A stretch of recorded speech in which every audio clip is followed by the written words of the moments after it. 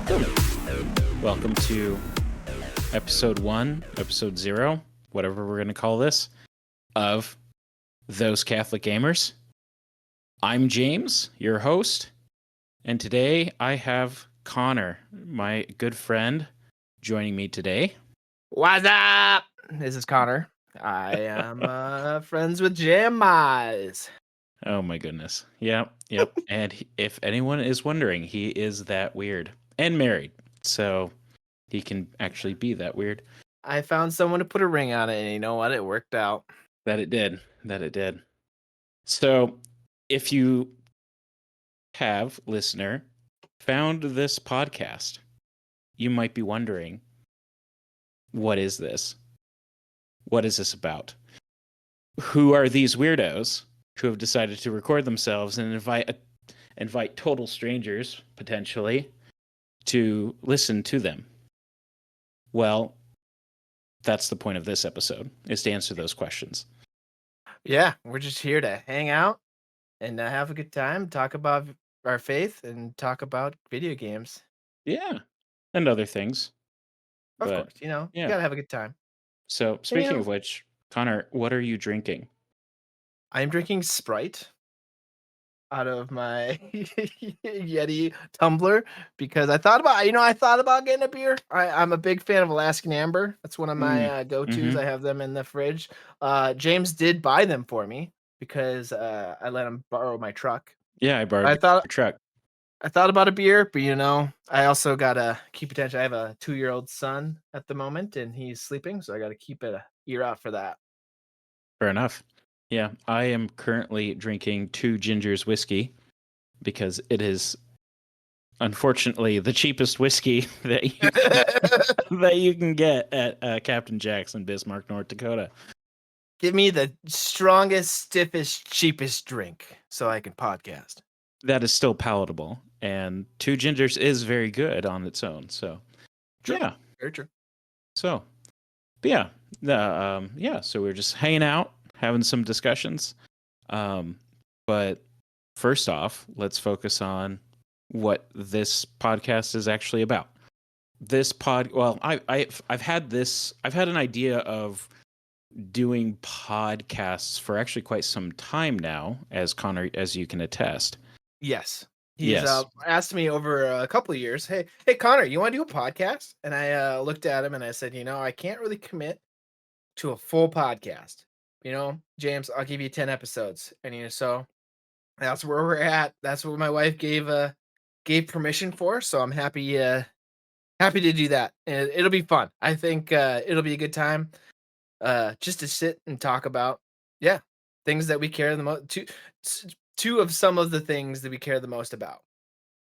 Video games is definitely probably lower on the care list, but yeah, 2 things that we enjoy.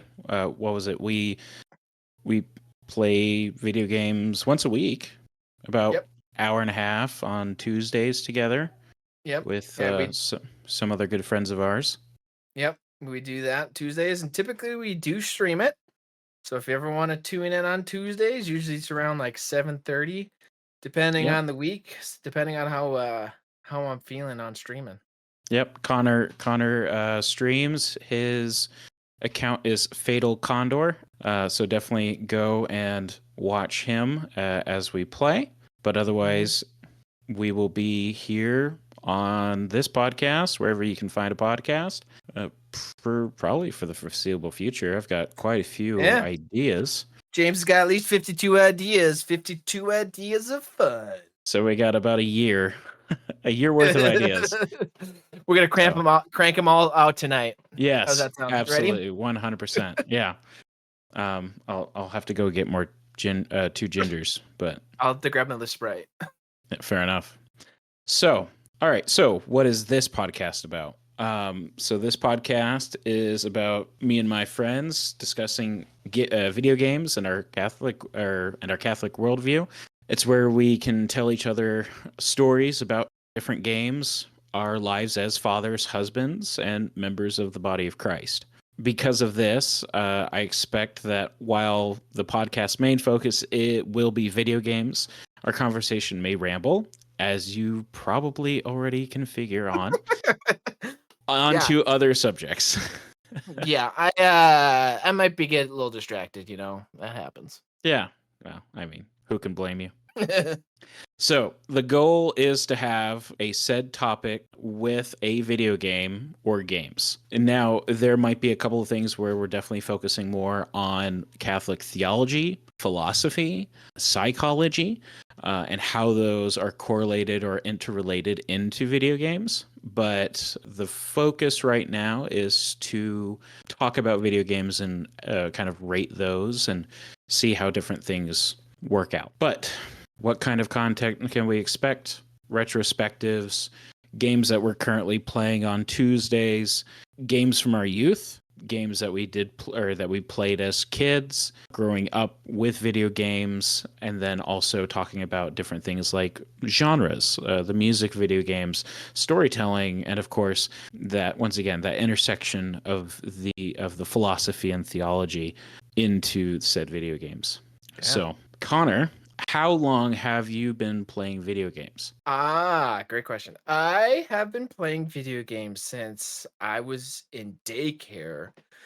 I'm trying to think here. I was probably about 4 or 5 when I saw my first video game. We'll have a whole episode on the first video game that we remember as a child. But I'll say that I remember watching one of the other kids play this particular game and was obsessed with it. And that it was on Super Nintendo and it looked like the greatest game ever made. And, I became obsessed with it ever since. Video games in general. Ever since, and I've grew up in a household that my parents wanted me to avoid video games at all. So that kind of fueled that and just wanting to play more because my parents wouldn't let me. Mm. And yeah, I've been playing video games. I'm 31 now. Yeah, I'd say about 25 years. Wow. 25. Yeah. Crazy. So, Right. How about you, James? oh gosh. Well, my dad is kind of a nerd. Well, more of a geek, really. So I some of my earliest memories is watching my dad play video games. So I definitely grew up around it. My uncle, God bless him, is a huge video game fan. And so I remember going over to Grandma and Grandpa's when my uncle was there visiting. And I think he was probably 25, 26 at the time. And he was he had downloaded and played his games off of the CD on my grandparents' computer. And so they had things like, what was it, Goblin Pinball, Civilization, Nice. PC Doom games? Yeah, PC games. Doom 2. Yeah. I remember as a kid, I was like, I want to play a video game. My grandpa pulled up Doom 2, not knowing what it was. And I couldn't open the door. Yeah. I couldn't open I couldn't open the very first door. So Classic. yeah, that was kind of funny. So yeah, I grew up my dad playing Myst. And then, of course, some of his friends were big into video gaming. And then we met another family where they were really into board games, and they had consoles. And we didn't have consoles growing up, but we played video games and had a lot of fun with that. So I've got a lot of stories, a lot of games from my youth. And honestly, gosh, that goes back to being 4, 5 years old. I'm 30 now, so wild how this hobby sucks you in when you're young. Oh, very much so, very much so. Well, it's very engaging, right? And I think there's something to say about that. The nice thing about video games is it is engaging, right? It stimulates the mind. It can. It can, depending on what game you're playing. It definitely also inhibits the ability to think critically. But it's like any other hobby or any other pastime, right? It's something that needs to be structured and needs to have a correlated end goal. Otherwise you're going to cause yourself harm. And it almost causes an addiction. Like anything else, there's virtues and vices, and the extremes of always doing it every day for 24 hours a day. Yep. Can be addictive in nature, depending on obviously the game and Yeah. all that. And I've also lived in the extreme of my parents, like they didn't want me to play video games at all. I think it was until I was about 10 or so when I got my first Game Boy Color. And that was I played I played Pokemon Yellow till I was blue in the face and ran through batteries constantly. So Mhm. Mhm. that was Yeah. another thing that happened. So, with all of that danger in mind, why do you still play video games? Why do you like video games, Connor? So, I mean, I started off, I mean, obviously when I was younger, it was mostly single player games. Um, I played a lot of games that I would just download or get from what's it called? The book fair. Get those games from the book fair thing, and they were usually humongous entertainment games, and I started Mm, off on mhm. those on PC, because I'd had a hand-me-down PC from my mom, her old work PC. She handed it to me and was like, "Here, you can do whatever you want with it." I was like, "Sweet!" And this is before the internet, so I just had offline single player games that I would play, and now I guess I mostly play games just to like I'm a very competitive person, so if it's a competitive game, really big into first person shooters and sim racing. So anything you can compete with that, I would enjoy. But I mean, the biggest thing is playing with friends. If I'm streaming, I'm streaming with buddies like you and Joe. We're usually playing together and just having a good time. I mean, it's really about fellowship and bonding, really, at this Mhm. point. Yeah. Because I'm old and I don't know, playing a game by myself just doesn't have its same luster anymore. Sure. Fair enough. I mean, yeah, we've got other things to do, right? Having a 2-year-old keeps me on my toes. Yeah. No, and what was it? My little one, Bernadette, she's beginning to pull herself up Mhm. and Yeah, she's a walk cutie. around. She Yeah. is all bright-eyed and bushy-tailed. Yeah. How about yourself, James? What makes you wanna play video games? Well, there's a couple of things. I do like the interaction of playing video games. So some people read books like me. Other people play board games like me. Um, Are you just describing yourself, James? yes, yes. I'm just describing myself. I Everybody reads books like I do. I've got Just a kidding. degree in reading books. We've got a degree in knowing how to think. Sure. But yeah, so I do like the avenue of video games as art, as not literature per se, but a way of diving into stories, exploring different philosophical problems, messing around with grand strategy and different worldviews, how they interact. So yeah, I kind of I play video games mainly for that reason, and then yeah, and then I do play video games as kind of a bonding, a hanging out, a social aspect Yeah. because well, I I work two jobs. I work basically 12 hours a day, and then I come home and I see my family. Um, and I don't really see any other people, and so it's just 1 or 2 hours of my week to catch up and talk to you guys and hang out. Because even though we're married, even though we have families, it's important to still hang out and talk to other guys, especially who are practicing Catholics, who are married, who have kids. And my wife has seen that and has actually kind of stated, you need an outlet, and this is a good outlet. Yeah. Yeah, you need to bond. Just like I said, I think Abby, my wife, she doesn't like video games. Everyone I've ever been close to doesn't like video games for some reason. I don't know why. But anyway, I digress.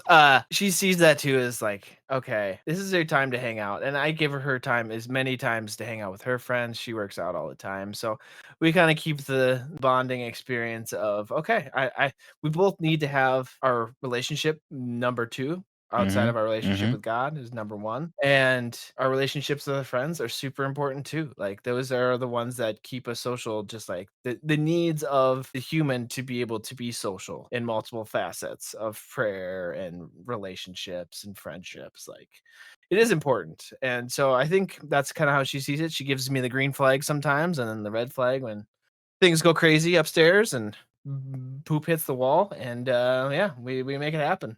and it's a good time. I think it's good to have good fellowship, and I think this podcast will be good for us to be able Mm-hmm. to bond even more and to talk about deeper things, because I know we play video games a lot, but I think my problem is I don't like think about the video game, think of the greater context of the game that we're playing, either whether that's Fall Guys, Vermintide, what else have we played? I'm trying on stream.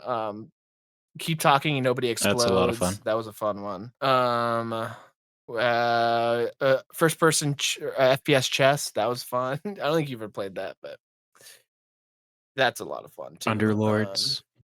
Yeah, just different things of like going into deep of like, okay, let's go into deep. Let's figure things out. And Age of Empires 2, we did that too. Yeah, and talk about how it affects, like, should we be playing these games? Should we not? What's the greater scope of it? Yeah, it's good Perfect. stuff. All right, so Connor, the question that is most important: how long have you been a practicing Roman Catholic? Well, or Roman Catholic, and then like when Yeah, did you active. take responsibility for your faith? You want to hear my testimony? I don't think we have time. Yeah, no, I'll keep it brief. Nah, we'll do the elevator speech, but Yeah, do the elevator speech. you were I'm in pretty. I've focus. got that You down a can little do bit. the 2-minute pitch. James, I was trying to go as long as possible without mentioning that because Oh, it was such a it's brief time. coming up like 2 every years. episode. I'll be the focus guy. And for anyone who doesn't know what focus is, it stands for the Fellowship of Catholic University Students. It's a Catholic organization that primarily reaches out to college students in evangelization on college campuses. And I was a missionary. But anyway, I guess really started practicing my faith in junior high. Was kind of the big thing. I went to a Catholic school and we had to do Christian service hours. And so one of the things, I think in 7th grade, I had to do Christian service hours. And I looked down the list of things that we could do, and one of them was Living Stations of the Cross, and I was like, "You know what? That sounds like fun. I've never been to that before." And it was put on by the youth group, and I had heard about the youth group at the time at my local parish, and thought it was for a bunch of nerds and lamers and people who didn't know how to socialize. And went there, and we did practice. And at the end of the night, Halo 2 had just come out, and I was obsessed with the first Halo game. And the second Halo game, we played it there, and I was like, if we're playing Halo 2 at youth group, I'm coming back every single night. And so from there, I kind of got really more. It started off as Halo 2, and then it morphed into the talks, and like we'd always start with a game and then end with like a faith formation or faith learning and all that, but in a good way that it made me think about my faith more, which was very good. And then we would do go to adoration a couple times a month, and that really was where I encountered Christ through a retreat. And then been pretty much practicing ever since, and kind of throughout high school and college, and then becoming a missionary after college, and then working for a couple nonprofits, and getting married to the love of my life, my wife. And she had a big conversion as well. And just being able to live it out now, it's been ever since. So I would say since about junior high. How about yourself, James? I don't know. I grew up in a very Catholic family where my mom and dad decided from very early on that they were Catholic, they are going to practice the Catholic faith, and they are going to raise us kids in the Catholic Church. And so, I mean, what was it? I was in Cub Scouts. I was a altar server since after First Communion, and that was all out in Portland, Oregon, at the time. And so, and I mean, when you're out there, it's you got to be really firm. You got to commit. You got to be It's crap or get off the pot kind of deal. It's like I'm going to commit and I'm going to be Catholic, and that's what we were. And we found other families like that, and we practiced our faith together. I remember doing like yearly Pentecost potlucks with other families. Sure, charismatic. And Conservatives, charismatic. I don't know. Not to Yes, belittle yes. people who Speaking in actually can tongues. speak in tongues, but So yeah, no, I grew up in a very Catholic environment, and then we moved out to Sioux Falls, South Dakota in 2006. And yeah, and I was just like, I'm gonna be Catholic. This is true. This is the way things need to be done. And so I remember, what was it, confirmation class. I was the only one who was like 100% committed. Everyone else there was like, I'm here to, I'm here do the thing and then so I don't get leave. fined. Yeah, exactly. And it was really sad. I was beginning to see that other people really didn't take it Yeah. seriously. And a couple of years before that, I had the opportunity to go out to the Steubenville conference in Steubenville, Ohio. Yeah. This was 2009. And at that time I was feeling very alone, very very isolated in my faith. Like I was the only person in school who was practicing Catholic or had enough chutzpah, I believe is What? Chutzpah. Yeah, it's the Yiddish Uh-huh. chutzpah, to kind of just say, I'm Catholic and unashamed. But Gotcha. it's still that isolated me, and so I felt very alone. And traveling out there, meeting other good Catholic people, including my good friend Brian, and then The old walking. Bry guy. Yeah, old Brian. And I remember walking into the gym, and we were late because, I mean, we had just traveled like 1,000 miles, and it was incredible. We walked in, and there was probably, I don't know, it seemed like 2,000, 3,000 people, kids our age, ninth grade to 12th grade, at the time, our age. Mm-hmm. And they were just singing glory to God, praising Jesus. And it was as if God saying, it's like, James, you're not alone. And so, like, I mean, there was really no like one moment where it was like, I'm going to do this. Like all of us, I have, struggled in the faith, where I had a point in time where I didn't go to mass for like 6 months. Yeah. But I, have decided that, I'm going to be Catholic because this is true. And so, yeah, I would say I've been Catholic my entire life. I really do hold the cradle Catholic badge with pride, and practice it still. But what was it? One of my favorite actors, Martin Sheen. He always describes himself as a practicing Catholic because he hasn't gotten it quite right yet. It's a You got to practice, keep man. on You gotta working keep at it. practicing. And it's one of those things too where I think we're very similar, right? Like my family grew up Catholic, but like I lived in a Catholic bubble. It felt like pretty much my whole formative years of went to a Catholic school. Everyone I knew around me was Catholic. So where you were in Seattle, which has a Portland, lot of but different yeah, Portland, Portland, it's only Seattle, 3 hours tomato away. potato. Yeah. But just the same region. Like, like there's not that much of a massive difference between the two cities.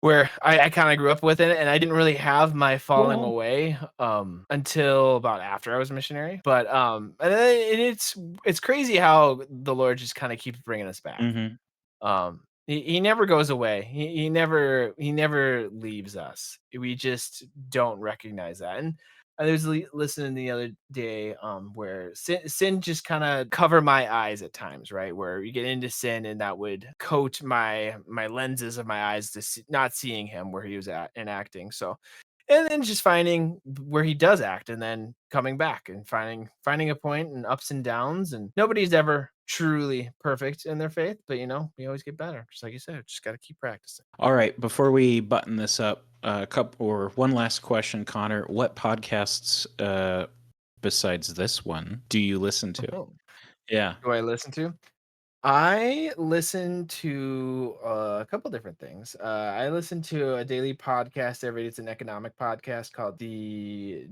Daily Brew. I listen to Catholic Stuff You Should Know. I have a conspiracy theory podcast called Crackpot. I'm a Patreon member of. I've been listening to pretty regularly for the past like 4 years.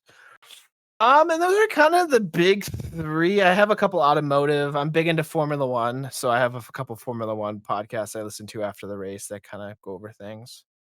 that's kind of about it. I'm not like a binger when it comes to podcasts. I listen to it at work mostly. How about yourself? Let's see here. I'm just going to go down the list. 99% Invisible is something I really do enjoy. It's about aesthetics, kind of in the world. Catching Foxes, which is a bit of a, I don't know, art. The style of this podcast I'm kind of planning is a bit of an homage because it's two friends just chatting about life, and they're both Catholic men. And so I'm just trying to kind of steal, borrow. You better hope they don't hear this first episode. Gomer, if you hear this, I love your podcast, and I would be happy just to chat with you for like 5 seconds or get a shout out. But yeah, Keep going. other podcasts, Catholic Saints by the Augustine Institute. Classical stuff you should know. Love that podcast. I'm a philosophy major, so anything great books is fantastic. First Things, which is done by the First Things magazine. Always listening to that. Jimmy Akin's Mysterious World. Big fan. Pints with Aquinas. The Poor Hammer podcast, because I'm a nerd and I actually do collect Warhammer miniatures. So our next episode is going to be about Warhammer, and I plan on just kind of schooling you about certain things. So yeah.